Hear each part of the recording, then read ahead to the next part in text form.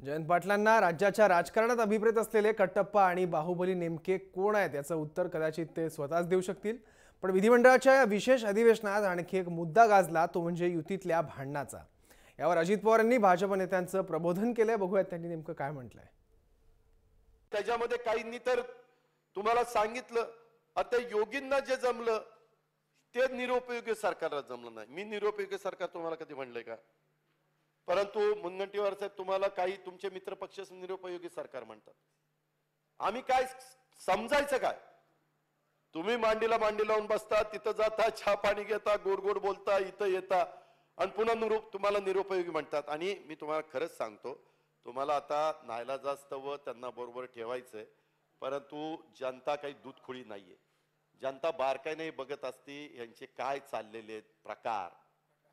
कारण आम्ही पण 15 वर्षात नंतरच्या काळामध्ये काही चुका झाल्या, त्याच्यावरच आम्ही इथं बसलो, तुम्ही तिथं बसला। ही गोष्ट तुम्ही लक्षात घ्या। तुम्ही तर फार लवकर बिघडायला लागला। तुम्ही बिघडला का ते बिघडलं ते तुम्ही आत्मचिंतन करा, आत्मपरीक्षण करा। पण ही वस्तुस्थिती मुनगंटीवार साहेब त्या ठिकाणी कुठेतरी गांभीर्याने घेण्याची गरज आहे।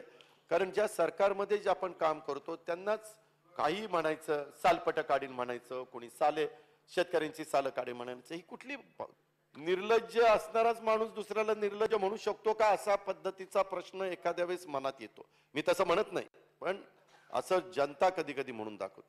असं म्हणू नका। आम्ही पण बरंच काही सहन केलं। एखादा शब्द चुकल्यानंतर काय किंमत मोजावी लागते ते मी तर सर्वात जास्त अनुभवलं। त्याच्यामुळे माझी तुम्हाला हात जोडून विनंती आहे की नका असल्या भानगडीत पडू। पुढे तुम्हाला कोणी तिथं बसवायचं पण नाही।